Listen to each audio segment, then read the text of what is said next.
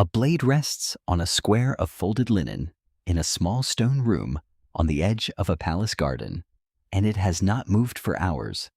It is a barber's razor, bronze, honed so many times that its edge catches lamplight the way still water catches the moon. The linen beneath it is soft with age. The room smells of cedar oil, of warm dust, of the rosemary the barber crushes between his fingers out of habit. The blade is ordinary. It has trimmed the beards of merchants and the temples of old priests. It has been whetted on a gray stone 1,000 slow mornings in a row. And yet, before this story is over, that quiet piece of bronze will learn the one secret a king would give his kingdom to keep. It will lie exactly here on this linen, in this lamplight, knowing what almost no one alive is permitted to know. For now, it waits. Everything in this story, in one way or another, is waiting. So let it wait a little longer and come outside into the evening. You are standing in Phrygia, in the heart of what will one day be called Anatolia, on a warm night, thick with the scent of roses. The city around you is Gordium, the king's city, and its lamps are going out one by one, window by window, like a sky learning its stars in reverse. Underfoot, the road is packed earth, still holding the day's heat.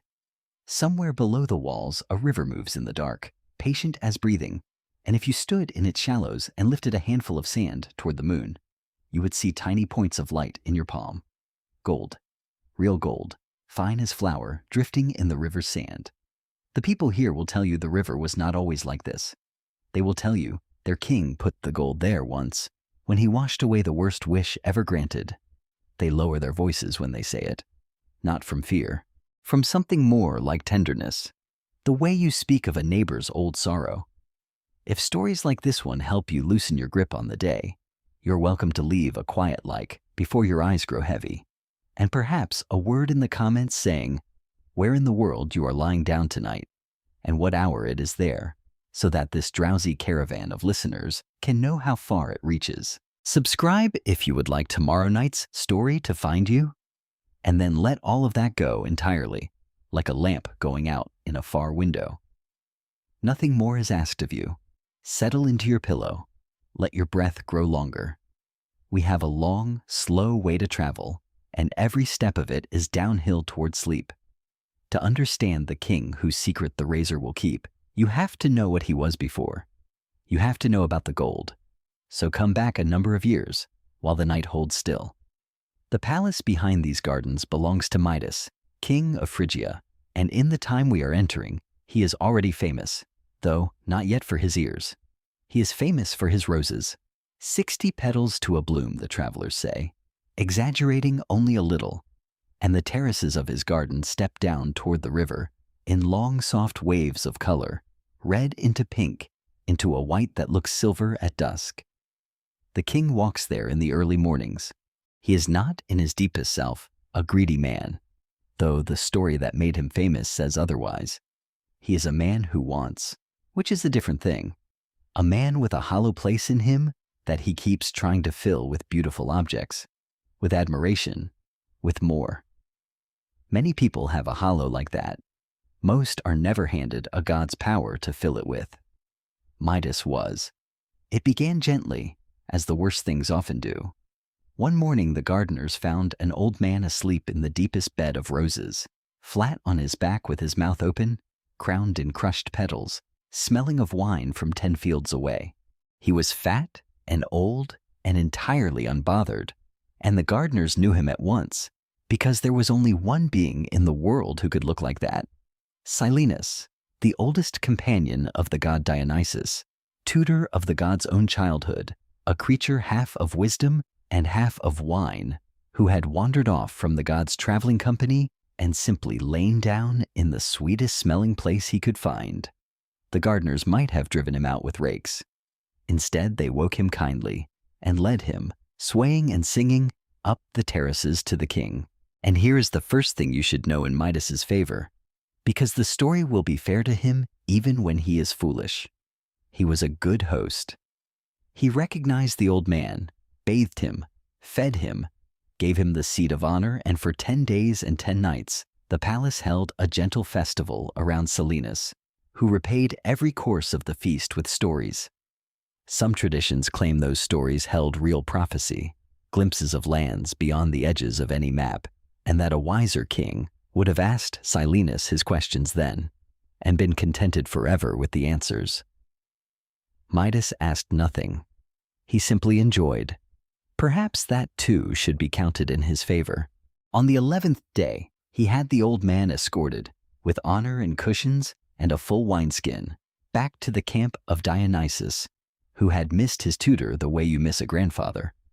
And the god came out to meet the procession himself, vine leaves in his hair, pleasure and mischief moving together across his young face like light on water. "Ask me anything," said the god. "Name your reward." The clearing went very quiet. Even the leaves seemed to listen. And Midas, king of Phrygia, master of rose gardens and granaries, and a treasury already deep enough to echo, felt the hollow place inside him open its mouth. He did not think for a night or an hour or the length of a breath. He asked that everything his body touched should turn to gold. Dionysus looked at him for a long moment. The god's eyes were older than his face. Some say he tried in that moment to offer the king a way back, saying softly, "Are you certain? Is there nothing better?" And that Midas laughed, giddy as a boy, and said he had never been more certain of anything. So the god granted it, the way you might hand a child the sharp thing it is crying for, because some lessons cannot be given, only taken. And Midas walked home through the woods, and he did not walk so much as float. You know this part of the story perhaps from your own childhood. Let it move past you now like slow water. He touched an oak twig, and the twig stiffened into gleaming metal, every vein of every leaf perfect and cold. He touched a stone and lifted a lump of gold. He touched an apple in the orchard, a ripe ear of barley, the pillars of his own gate, and by the time he reached his hall, he was laughing in a way his servants had never heard, high and helpless, almost like weeping. He ordered a feast. Of course he did. Joy of that size demands a table. And the bread turned to gold on his lips. The wine hardened in his mouth like a coin laid on his tongue. The roast fowl, the figs, the honey, each of them was heavy, brilliant in edible metal before it could reach his hunger. The hall fell silent, dish by dish. And in that silence, the king understood what he had asked for, and what he would now slowly starve inside of, rich beyond any man alive. The tellers of this tale disagree about the roses. In the gentlest versions, he only brushed one bloom in passing, and stood a long time looking at what it became, a flower of flawless yellow metal, scentless, stiff, seizing the lamplight and giving nothing back. In crueler versions, there is a child he loved, but we will leave that version to other harsher nights. This night is for the story as Phrygian grandmothers told it, and they kept to the rose. Midas held the gold flower to his face out of habit, breathed in, and smelled nothing. 60 petals and no scent. That, they say, is when he wept, not over the bread, over the rose. Because gold, which he had believed was the world's finest thing, could not do the one thing the smallest living flower did without trying. It could not be sweet. He went back to the god barefoot, dusty, thinner, his hands wrapped in cloth so he would ruin nothing else. And he did not bargain, and he did not explain. He said, "Take it back. I was a fool. Let me be a poor man who can eat figs, and I will be the richest king who ever lived." And Dionysus, who had never wanted to hurt him, only to teach him, smiled with real kindness and told him the cure. "Go to the river Pactolus," said the god. "Follow it up toward the mountain called Tmolus, to where the spring bursts out foaming. Put your head and hands under, and let the water carry the wish away." So the king walked upriver. Feel this part, because it is a good place to breathe slowly. Cold, clear water over smooth stones, dawn mist lying along the banks, willows and tall reeds leaning to watch him pass. He knelt at the source and pushed his hands under, and then his arms, and then, weeping, his whole head, and the current took hold of the golden power and pulled it out of him like a splinter drawn from a wound and washed it downstream, scattering it, dissolving it into the sand. From that day, the sands of the Pactolus glittered. Later poets added that the wealth of a whole line of kings came out of that river, that centuries afterwards, men would grow world famous, panning the gold Midas rinsed away. And whether or not you believe them, real travelers in real centuries did find gold dust in that water, and stood in it, and remembered him. A river full of treasure, made from a wish a man was desperate to be rid of. Hold that image loosely. This story loves to turn things inside out. Now watch what the cure did to the king, because this is the part the quick tellings skip past, and it is the doorway to everything that follows. Midas came back from the river changed. Not broken, but changed the way a fever changes you, leaving you thinner and strangely clear. He found he could no longer love his treasury. The shine of stacked gold made his stomach tighten, the way the smell of a certain dish revolts a man who was once sick on it. He began to avoid the great hall. He began, instead, to go outdoors. He walked his terraces at dawn, smelling every rose, like a man released from prison. He went out among the barley, among the goat herds, into the rough hills where the olive trees grow twisted and patient. And there, in the countryside, he found the god who fitted the new shape of his heart. Not shining Apollo of the cities, not even Dionysus, but Pan, goat-legged Pan, laughing Pan, god of flocks and wild slopes and sudden naps at noon, who wanted no marble temples, whose music was a handful of river reeds cut and bound and breathed into. Midas heard a shepherd play a pipe on a hillside one evening, a thin, wandering, sweet sad tune with no beginning and no end, and something in his chest went loose. Gold rings when you drop it, reeds only whisper. He had had enough ringing for one life. The years that followed were, though no song bothers to say so, the happiest he would ever have. Remember that about him. Whatever comes later, remember he had this: green mornings, plain bread that stayed bread, the small talk of farmers, the pipes on the hill at dusk. Some evenings, he sat so still by the river that herons landed near him. Once, a blue-winged jay perched on a reed just an arm's length away and watched him sideways for a long time, head tilted, as if measuring him for something. He remembered that bird later, and the reeds themselves, the tall river reeds, whispered around him in every wind, a dry silver rustling like a crowd of the gentlest possible voices, and he found it soothing then. He had no reason not to. Not yet. Southwest of Gordium, on the border where Phrygia leans against Lydia, a mountain rises with its head so often in cloud that the people speak of the cloud as thought.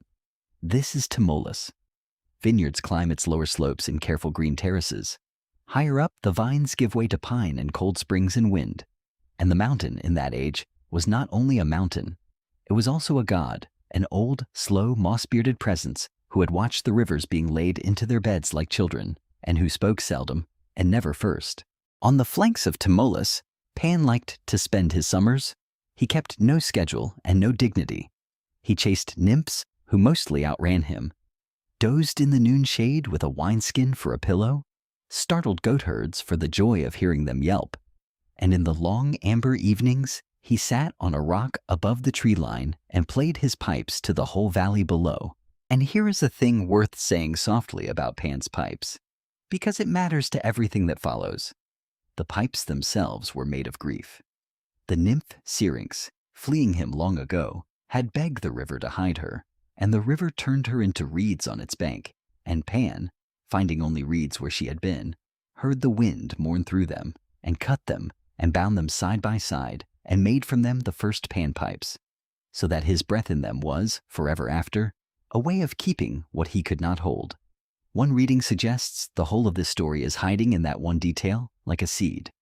That in this myth, from the very beginning, a reed is what a secret sorrow becomes, and the wind through reeds is the sound of the untold finally telling itself. Keep the seed.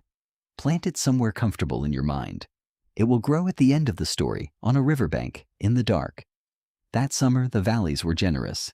The vintage promised to be the best in memory. The flocks doubled. The evenings were long and soft, and Pan was happy, and happiness made him boastful, which, in fairness, it does to nearly everyone.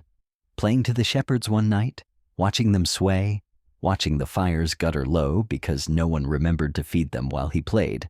The goat god let his delight run ahead of his sense.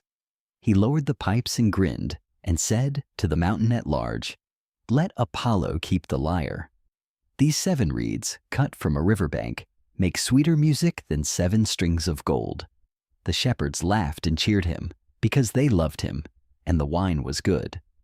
The mountain said nothing, but mountains hear everything, and they are not the only ones. Words spoken on a warm night travel further than the speaker dreams. In the morning, the air on Tmolus was different, tuned tight, the way air feels before summer lightning, and the birds sang half their songs and stopped, as if listening for something on its way. An unnatural calm settled over the slopes at noon. The goats felt it and stood still on the terraces, all facing the same direction, and up through that stillness, in a light too bright to have a source, came Apollo. He came without anger, which was somehow worse. He came the way morning comes, unhurried, inevitable, dressed in a brightness that made the vineyards look suddenly shabby, with the laurel in his hair and the great lyre gleaming under his arm, and he found Pan on his rock and said mildly that he had heard there was a musician on this mountain whose reeds outsang the lyre of heaven. "That being so," said Apollo, "let it be proven, a contest here on these slopes, and let the mountain judge, since the boast was made upon him." Pan, to his lasting credit, did not grovel and did not flee, though the wiser nymphs had already melted back among the pines. He looked up at the shining god, swallowed once, and agreed. Perhaps he believed in his reeds. Perhaps he simply knew that some invitations are shaped like choices only out of courtesy. The old mountain, asked to judge, was silent so long that the pines grew restless. Then Tmolus shook the forests from his shoulders the way an old man shakes off a blanket, sat up into his own clouds, and said in a voice like far-off rockfall that he would hear them both at the next full moon. Word of it went down the mountain faster than water. It crossed the vineyards, jumped from village to village along the threshing floors, and reached, within days, the summer lodge where Midas, king of Phrygia, was living his plain and contented second life.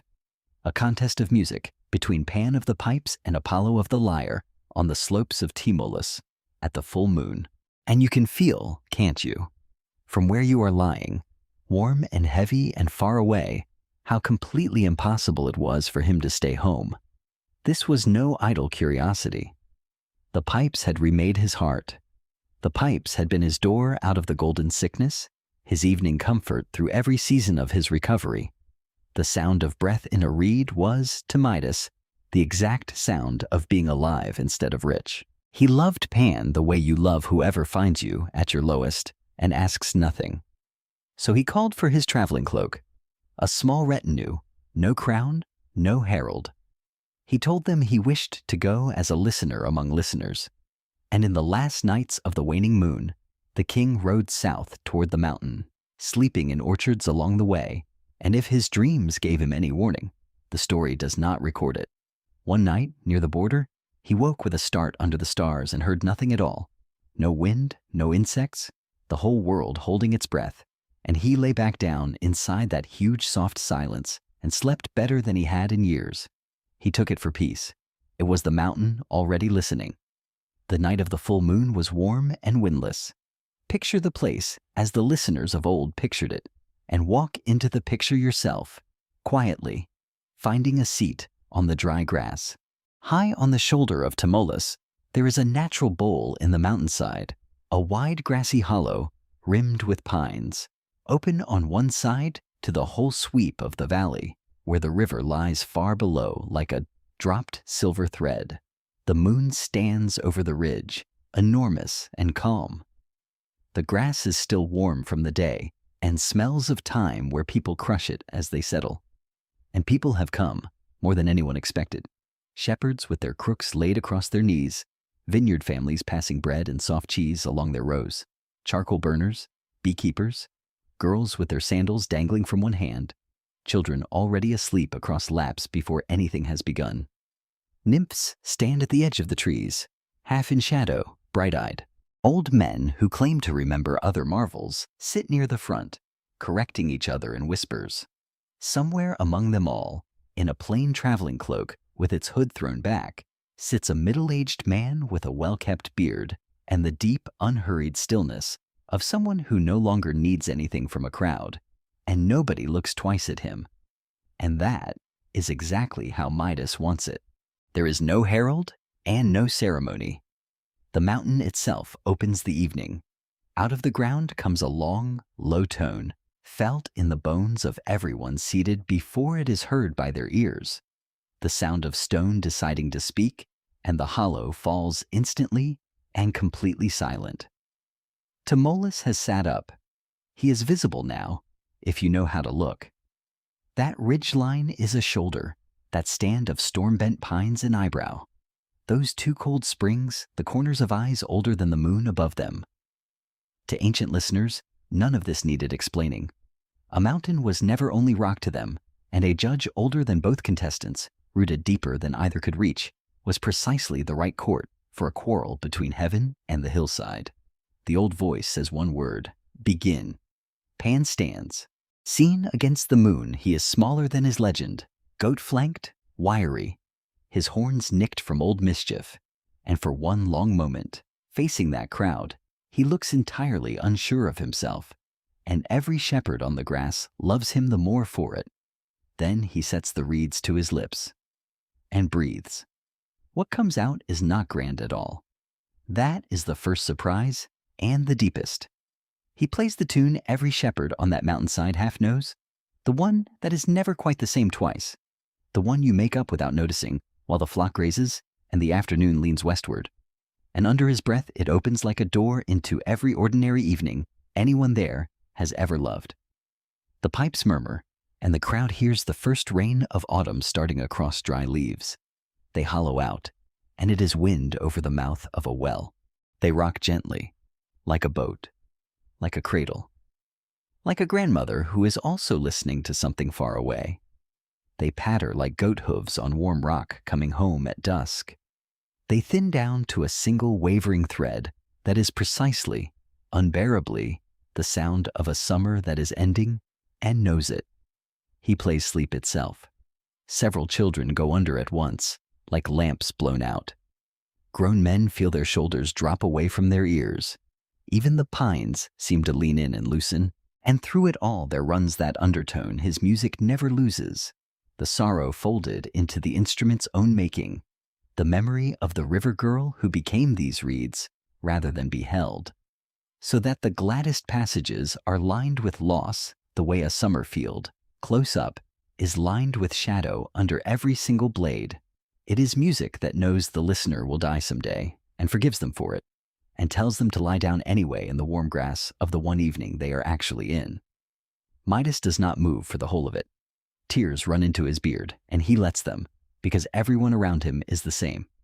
This, his whole body says, this exactly, this is the sound that saved me. Breath and reed, and nothing else. The poorest materials in the world, mud-grown, knife-cut, and out of them, this. When the last note thins away into the night, Pan lowers the pipes and looks almost bewildered, as if he too had been somewhere else, and the hollow does not cheer. It sighs. Hundreds of people. One long, soft breath. On the slopes above, the goats have gathered at the fences to listen, and a nightingale in the pines, the boldest critic in any wood, tries the melody over once, quietly, as if writing it down. Then the light changes. It is not that lamps are lit. There are no lamps. It is that the moonlight itself seems to straighten, to focus, like a room where someone important has entered, and Apollo steps to the center of the hollow.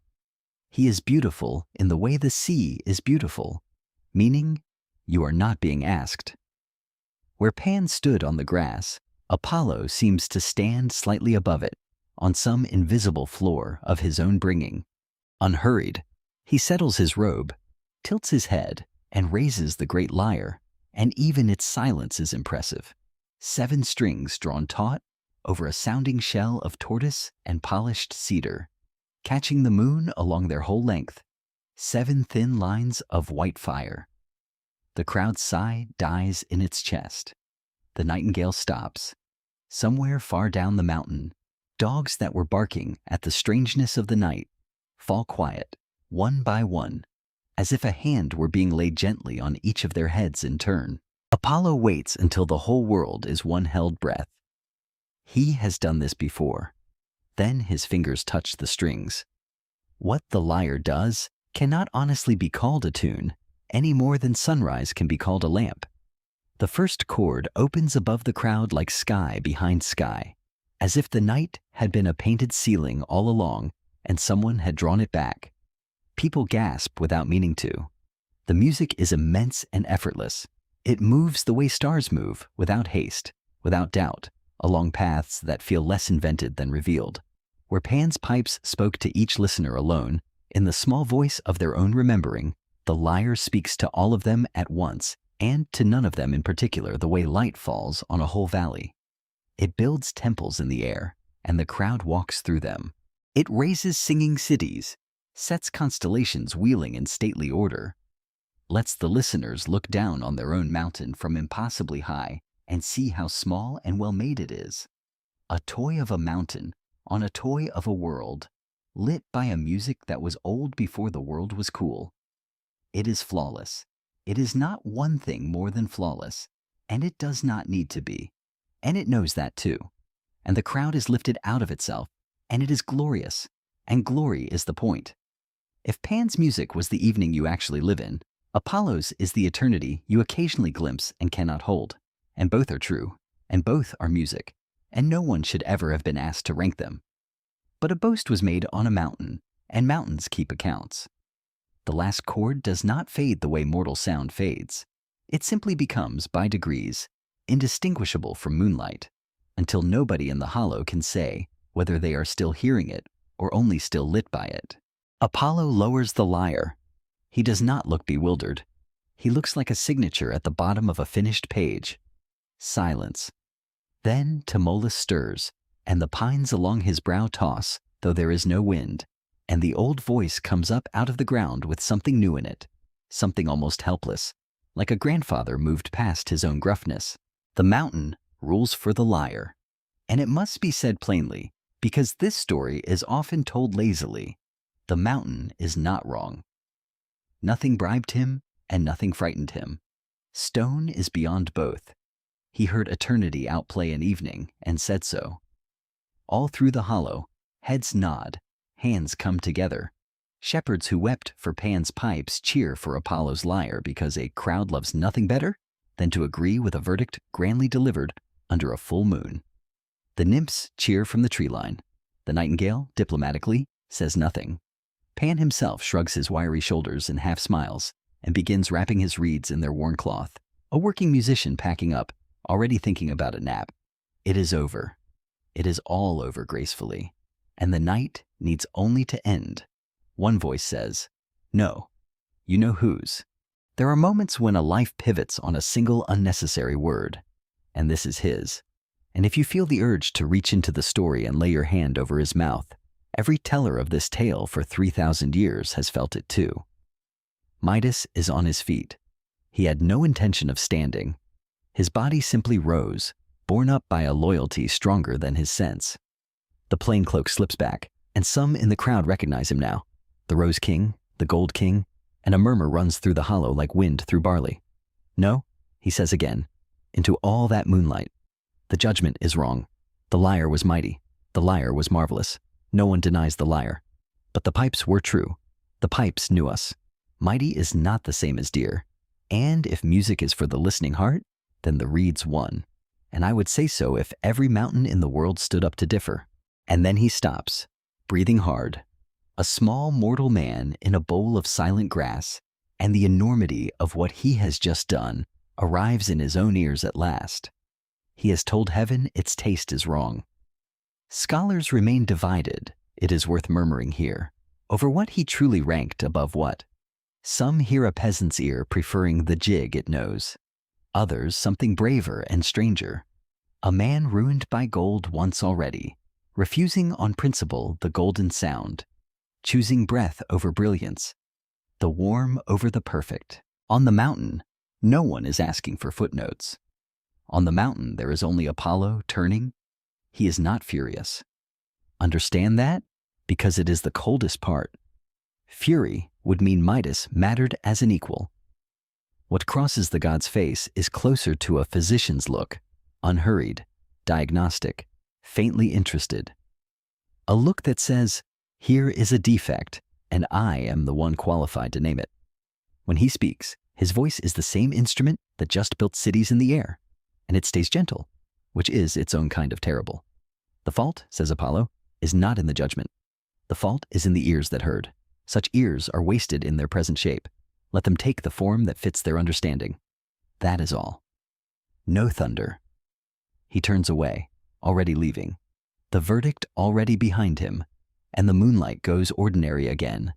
And for the space of 3 heartbeats, Midas believes that words were all it was. Then he feels it. A warmth at both temples, mild as sunlight through a hat. A prickling, a pulling, slow, deep, entirely painless, and painlessness is the horror of it. Because his body is cooperating, his body has received an instruction and finds it reasonable. Beneath his fingers, which fly up and then hover, afraid to land, the rims of his ears are lengthening, softening, rising past his hairline, curling at their new tips, clothing themselves as they go in fine gray fur with the softness of an old donkey's muzzle, that softness children love. The gentlest texture in all the barnyard, now growing at the sides of a king's head, with a faint sound like grass being pulled. And the night, as they rise, comes flooding in enormous. He can suddenly hear everything, the sap ticking in the pines, the wing beats of a moth 3 rows back, the held breath of 400 people, not laughing. Donkey's ears hear wonderfully well. Nobody ever mentions that mercy, if mercy is what it is. The first thing his marvelous new ears ever heard was a whole mountainside deciding, out of pity, to look away. How he got off the mountain, no telling records. Some kindnesses are so complete they erase themselves. The crowd parted, eyes on the grass, and let the king walk out of the hollow into the dark of the pines, and not one voice followed him, not even a whisper, though he could now have heard a whisper from the far rim of the valley. That was the first night of his second affliction, and he spent it riding, hood up, along moonlit tracks, listening against his will to the entire sleeping world, mice under the barley stubble, a fox's footfall, the river running over its gold. Somewhere in those hours the understanding settled on him, colder than the night air. The golden touch had been a public sickness with a public cure. A god had taken pity, a river had absolved him, and the whole tale had ended in sunlight with the sand glittering. This was different. This had been designed. Apollo had not made him a monster. Monsters are feared, and fear is a kind of respect. He had made him ridiculous. A donkey is not dreadful. It is the animal of burdens and stubbornness. The beast children laugh at first. There is no river for ridicule. And so, before dawn, in the privacy of an orchard, the king of Phrygia did the thing that would quietly govern the remainder of his life. He took the long cloth from around his traveling hood, and he wound it, fold upon careful fold around his head, over the soft gray tips that flinched at their own touch, and he made of it a high-wrapped crown, and he decided that no living soul would ever know. To ancient listeners, that headdress was a familiar sight, made suddenly luminous. The high, soft cap of those eastern kingdoms, worn folded forward, which painters and sculptors would put on every Phrygian head they ever carved, so that centuries of art would come to know a whole people by the very garment this story claims began as one man's hiding place. When Midas rode back into Gordium wearing his wrapped crown and declared it the new dignity of the throne, no courtier blinked. Kings invent fashions. That is half of what kings are for. Within a season, half the noblemen of Phrygia wore some cousin of the royal turban, each believing himself in style. None of them knew they were dressing a wound. All fashion, a wise woman of Gordium is supposed to have said, is somebody's bandage that caught on. But she said it much later, and about something else. So began the hidden years, and here the story slows down. And you may slow down with it, because its center of gravity is not on the mountain at all. It is here in the long quiet after, in the corridors of a palace where a king is learning what a secret weighs. At first it weighs almost nothing, a cloth, some pins, a habit of care at doorways and in wind. But a secret is a living thing. It feeds, and it grows, and what it feeds on is distance. The king stopped swimming in the river with his companions, and there went one warmth of his life. He stopped wrestling, stopped the baths, stopped letting his wife's fingers idle in his hair in the drowsy talk after lamps out. And each of these retreats had its plausible small excuse. A chill, a dignity, a new custom from the East, and each one drew another curtain between the king and everyone who loved him. He slept alone now, door barred, and unwound the cloth, only in darkness, and in darkness, unwilling, raised his hands and touched the soft tall shapes, always half hoping his fingers would find plain skin and the whole mountain a dream. The fur was always there, patient, warm, faintly twitching at sounds from the courtyard that no human ears should have caught, and the ears heard everything. That is the refinement in Apollo's arithmetic, the interest on the debt. The king who feared being talked about had been given the perfect instruments for overhearing. At council, he heard the minister 2 seats down murmur behind his hand. At feasts, he heard the kitchen's gossip through 2 closed doors. Crossing the market in procession, he heard every blessing and every grumble of his people with equal, merciless clarity. And because he could hear everything, he began to listen for one thing. You know this in your own life, in your own smaller way. Whoever carries a hidden thing becomes a scholar of other people's pauses. A stifled laugh 2 rooms off. About the tax or about him. 2 grooms falling silent as he passed. Horses or him. The world became a field of possible mirrors. Nothing in it was ever again simply itself. That is the true tax on concealment, worse than the fear of discovery, the way it converts every innocent murmur in the world into evidence and sets you reading when you might have been living. He grew famous in those years for a new habit of stopping mid-audience and tilting his head, as if listening to something far away. His people took it for wisdom. It became the fashion, too. Understand, before you judge him, what he believed was at stake, because it was not vanity, or not only vanity. Somewhere in the marrow of every one of us lives the certainty that there is a version of ourselves which, if seen, would end love. Midas now had that version growing out of his own head, in soft gray fur, undeniable, and so he did what nearly everyone does with the unshowable thing. He organized his entire existence around its concealment and called the arrangement peace. And the cost climbed so gradually, he never saw a single step of it. Only, some nights, walking the rose terraces alone in the dark, wrapped and pinned even at midnight, even utterly alone, he would hear the reeds whispering down along the river, that dry silver rustling he had loved in his happiest years, and find that it no longer soothed him at all. It sounded like a conversation now. It sounded like the whole riverbank knew something and was passing it along, leaf to leaf in the world's oldest whisper. He would stand very still, ears straining under the cloth toward the sound of his own future, and then turn and go in and check the bar on the door twice. The fear of being known had made even the reeds his enemies. Remember what the reeds are made of in this story? The mountain remembers? So does the river. But hair grows. Of all the forces arrayed against the king's great secret, gods and mountains and whispering reeds, the one that actually breached the wall was this small, absurd, patient fact of the body. Hair grows, a fingernail's width a month, indifferent to policy, and a king cannot go shaggy. A king's whole head is public property, discussed, painted, minted onto coins. For a year and more, Midas trimmed what showed of his own hair with a knife and a bronze mirror, badly, and blamed the new fashion for the wrapped crown's ever lower brim. It could not last. The palace barber had begun, delicately, professionally, to grieve. The court had begun to notice the fraying edges of the royal head. A ruler survives many things sooner than becoming, in detail, a little strange. And so we come back at last to where this story began, to a small stone room at the edge of the palace garden, smelling of cedar oil and rosemary, to a folded square of linen, to the blade. The barber's name in the oldest tellings is not given, and there is a rightness in that, because he stands in for every person who has ever been handed a truth too heavy for their station.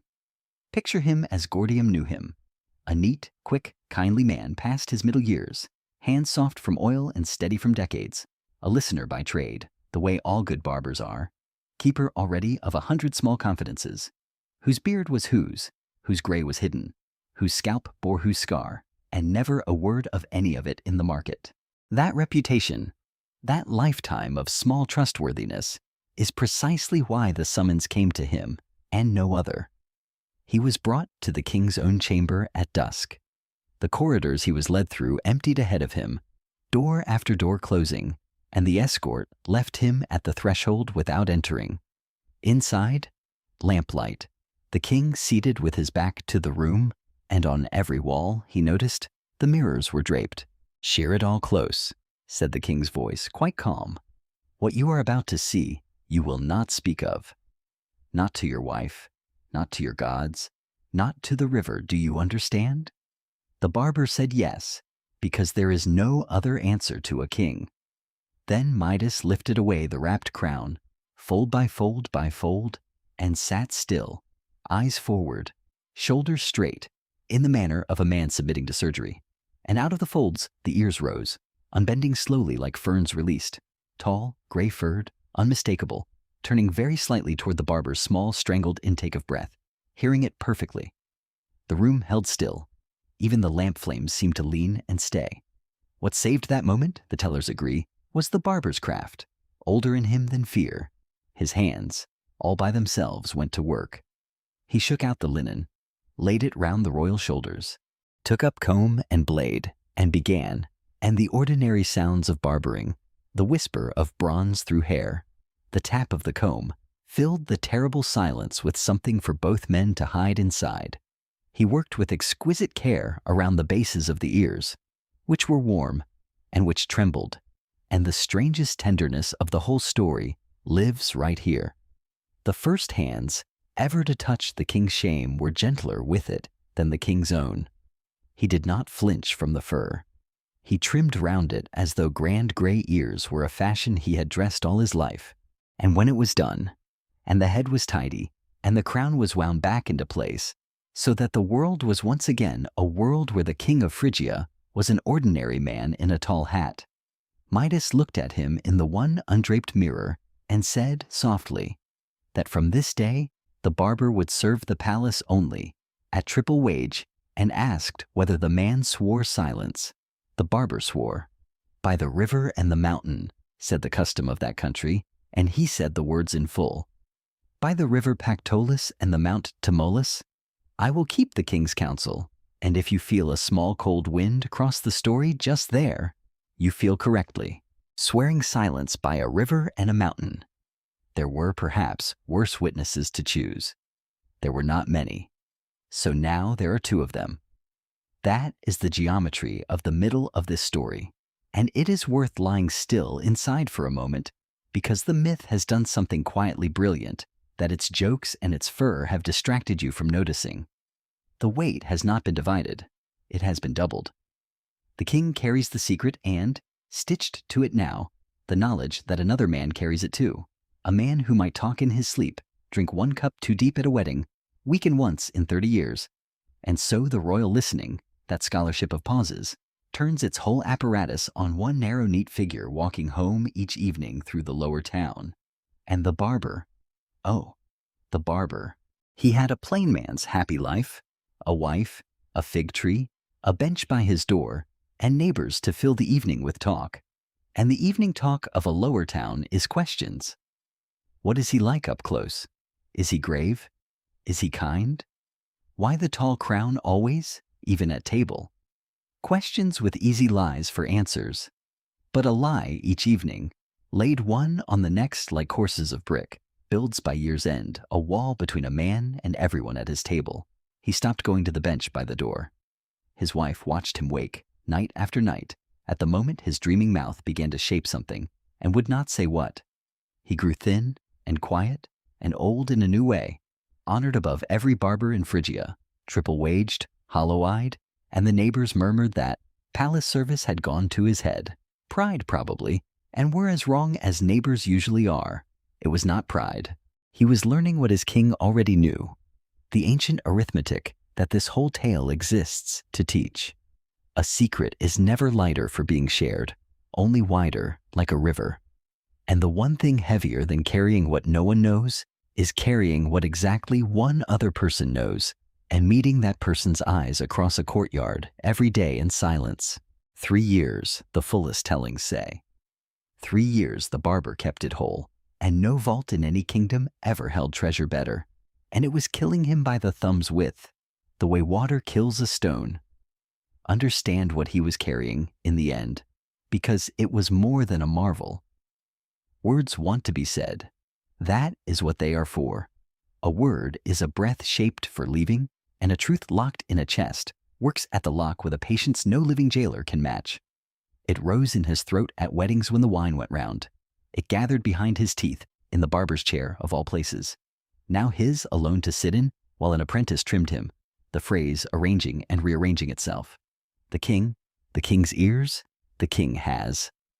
He bit it back so many times a day that biting it back became his face, that pinched, listening face his neighbors read as pride.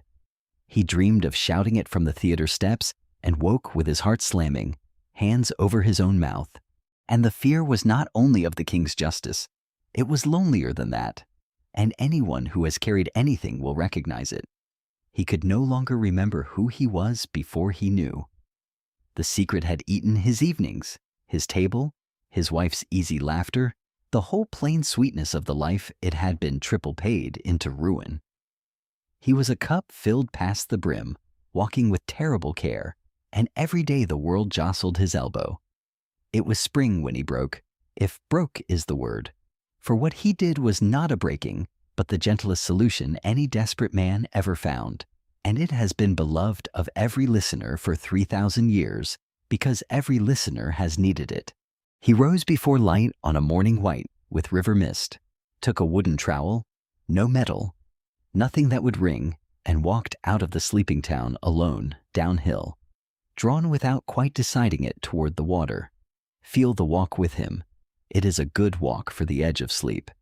Wet grass soaking his sandal straps, mist beating his eyebrows, the world blind and soft and white, trees appearing one by one like thoughts, and no sound anywhere but the river growing slowly louder, that endless patient syllable of the Pactolus running over its glittering sand. He followed the bank away from town, past the last fish traps, out to where no path went, a bend where the reeds stood back, and left a little apron of soft black earth. There he knelt and dug. The trowel went in with a sound like a spoon in thick honey. The smell of open ground came up around him, wet, dark, older than kingdoms, the smell of things kept.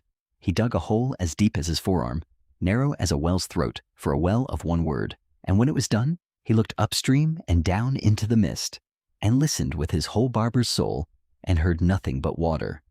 Then he lay down on the cold ground, put his face into the earth as if into an ear, and whispered, "King Midas has the ears of a donkey." Once, twice.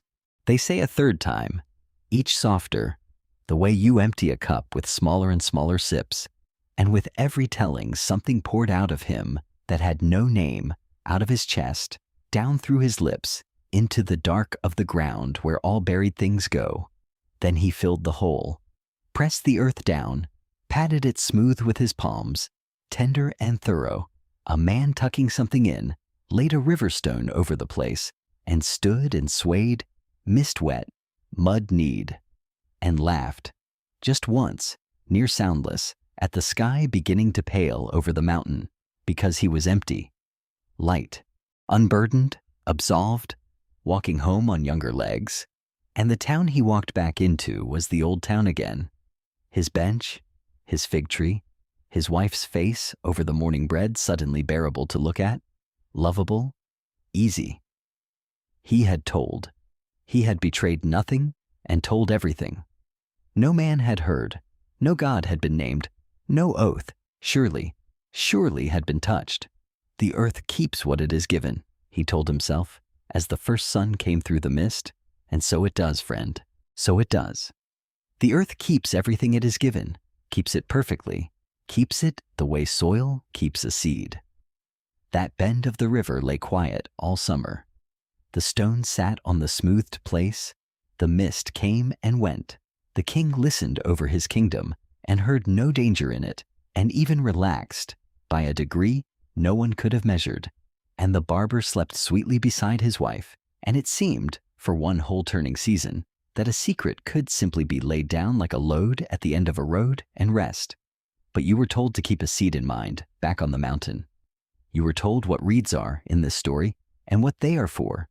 Living memory, grief gone green, the shape an untold thing takes when it means, someday, to be sung. All summer in the warm dark under that river stone, something drank the buried whisper the way roots drink rain. The autumn floods came and went, and in the spring of the following year, on the little apron of black earth where no path led, where a neat man had once lain with his lips to the ground, there rose out of the mud, slim and green and harmless, a stand of new reeds. They grew all season, taller than a man by midsummer, tasseled, silver-backed, lovely, and utterly ordinary to every fisherman who pulled past them. They waited, as everything in this story waits. They were waiting for the wind. It came at last out of the south, on an afternoon at summer's end, a long steady breath of warm wind drawing down the whole valley of the Pactolus, and it combed through the new reeds at the hidden bend the way breath moves through a bound row of pipes, and the reeds sang, not tunelessly, as reeds do everywhere else in the world. These leaned together and hissed in rhythm, in syllables, in a dry silver chant, with the very cadence of the words that had watered their roots. Midas, the king, has the ears of a donkey, softly, endlessly. To no one at first, to minnows, to herons, to the empty mist. But wind does not stay in one bend of a river, and neither does a song.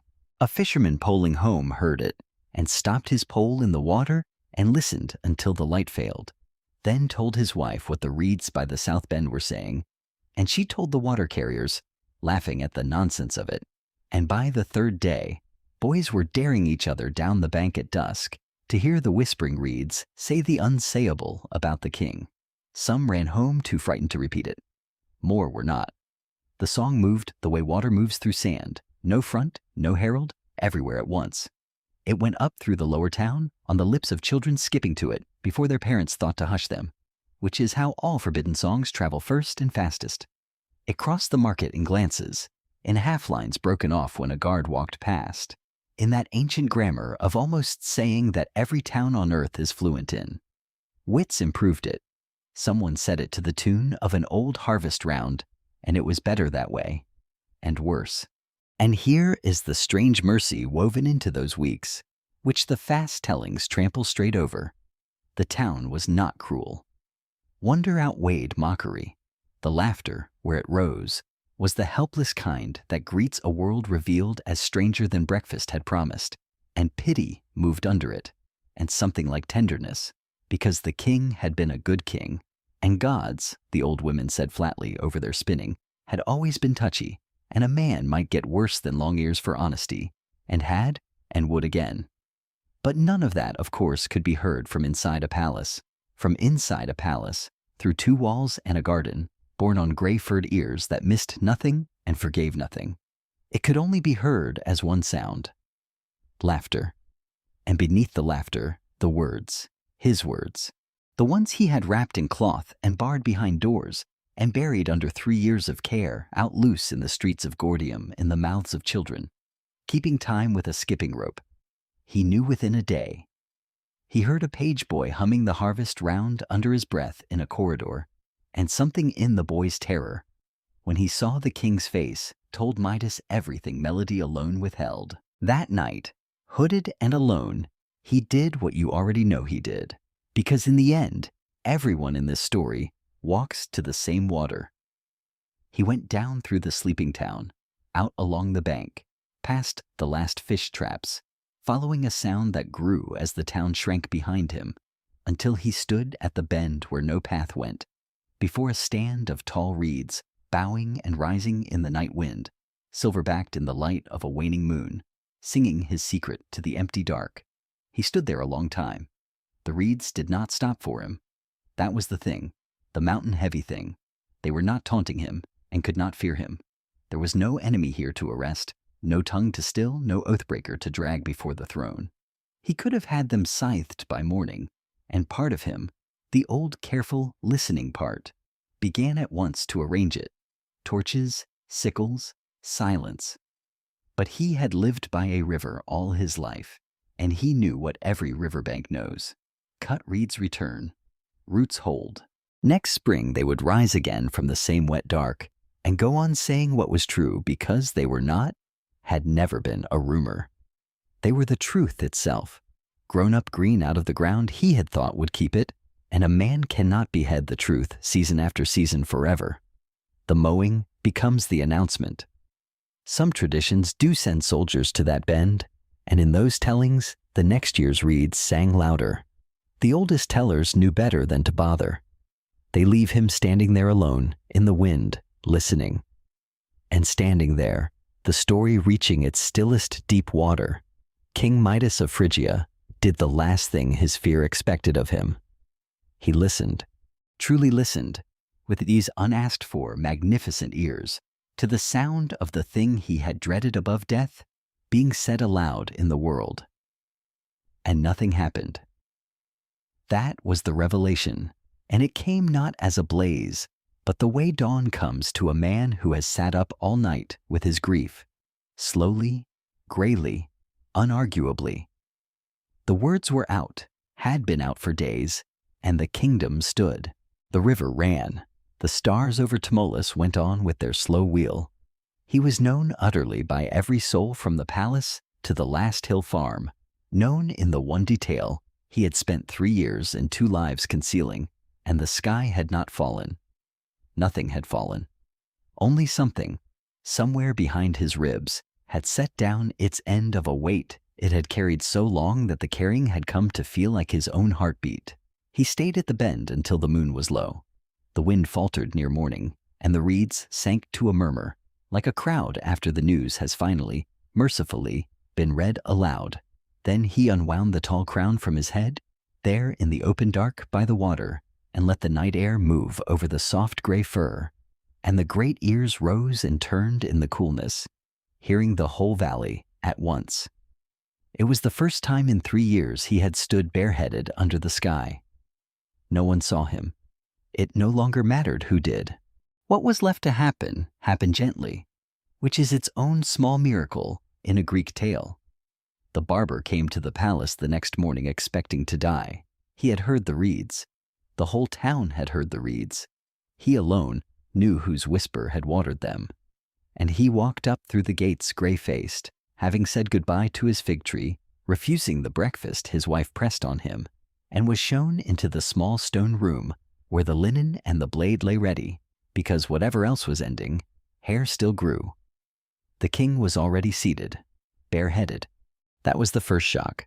The tall crown simply absent, the great gray ears standing open in the morning light from the garden door, turning mildly toward the barber's step, like 2 patient listeners settling in. And Midas looked at the man who had broken the one oath that mattered, and had also, he understood now, kept it better than either of them knew, having told no man, no woman, no God, only the ground, which tells everything eventually, being made of everything that ever wanted telling. The silence stretched. Then the king said only, "Shear it close. Summer is not done." And the barber took up the blade with shaking hands that steadied, as they always steadied, at the first touch of the comb. And he wept while he worked, and the king let him, and neither said one word about rivers or reeds, or the price of ground that listens. And that shared silence, the tellers say, was the second secret between them, and the first one that weighed nothing at all. Midas ruled a long time after, the quiet tellings say, and ruled better bareheaded than he ever had rapped. It stands to reason if you let it. A king whose flaw stands published at the roadside in living green cannot be blackmailed, cannot be flattered on that flank, has nothing left in that quarter to defend. And a king, with the ears of the patient animal, the burden carrier, the beast that walks the stony mile without complaint, hears his kingdom as no marble-eared statue of a ruler ever could. Later poets, it is true, could not leave him even this. One telling has him die of despair over a hillside's laughter. But that telling smells of the schoolroom and its love of tidy punishments, and the countryside of Phrygia never believed it. The countryside kept the other ending, the one it could see from the road. The gold in the river that once was a curse, paying for bread, the tall soft cap on every neighbor's head that once was a bandage, keeping off the sun. The reeds at the south bend, singing the king's truth year upon year, until the words were smooth like a stone in a stream, until it was just a sound, just the river's oldest lullaby, and mothers hushed infants with it, who would never once wonder what it meant. Everything sharp in this story, given time and weather, the land ground gentle. That is not a moral. That is just what valleys do with what happens in them, and it is worth exactly as much comfort as you are willing to take from it tonight. And the blade of bronze lies on its folded square of linen in the small stone room, in the lamplight where we began. It was never anything but ordinary. That was the point of beginning there, though it could not be said until now. Nothing in this story had power of its own.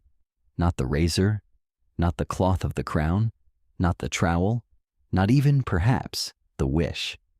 They were all only instruments standing near, while a man learned, twice over and the hard way both times, the one lesson the myth was built to carry. He asked for gold because he feared his hands were empty. He hid his ears because he feared being seen.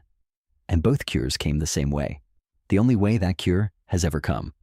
Through water, through ground, through the world's patient insistence on the truth, out into the open air, where it turned out, both times, that the thing he could not survive was survivable, and lighter outside than in. One reading, an old one, hears in the donkey's ears not an insult at all, but an accidental blessing misdelivered. Ears grown long for listening, and a man given by an angry god the very organ his soul was missing. Whether Apollo intended any such kindness, the story keeps decently silent. Gods are permitted their mysteries. So are kings. So, friend, are you. Whatever you are wrapping in cloth tonight, whatever careful bend of the river you have whispered anything into, the reeds in this story do not come as a threat. They come as a promise that told truths grow green, not sharp. That being known, which feels like the cliff's edge, is usually the meadow, and that most of the laughter in the world, heard properly, has pity and tenderness moving underneath it, and would embrace you if you let it. Let the story set you down now, slowly where it found you. The lamp in the small stone room burns down and goes blue and gutters out, and the blade keeps its counsel in the dark, as bronze does, having seen everything and said nothing, the one perfect confidant. Outside, the rose terraces breathe their 60-petaled sweetness into the night, step by step down toward the water, and the roses are only roses, soft, mortal, sweet, exactly as their king would have them. The river Pactolus slides under the walls with its freight of glittering sand, carrying an old wish to the sea a grain at a time, unhurried. It has centuries, and the sea is patient. Far to the south, the old mountain sits with his head in the clouds and his verdicts all behind him, and the vineyards sleep on his knees. And perhaps Pan is up there somewhere in the dark of the pines, playing to no one the tune with no beginning and no end, the one the nightingale writes down and the wind mislays. The town lies still. The bench, the fig tree, the barber's window, dark. And at the south bend of the river, where no path goes, the tall reeds lean together under the wheeling stars and take up the night's slow wind. And what they are whispering now, softened by years, worn smooth as river stone, is no longer anyone's secret, and never really was, only that a king was a man, that a man was afraid, that the fear was heavier than the truth, and that the truth, in the end, made a music the whole valley could sleep to. You can hear it from here if you like, that dry silver rustling, rising and settling, like breath. Like your breath, let your breathing find that rhythm now, slow as reeds in a night wind, and let the last images go soft at their edges. The moonlit hollow, the bowed gray ears, the smoothed black earth, the small stone laid down like a full stop, and the stars over Tmolus turning their old slow circle above everything hidden and everything told, above every listener drifting now the way you are drifting, held, forgiven, known, and safe. Sleep now. The reeds have the watch. The river remembers everything and keeps it gently, and the night is long.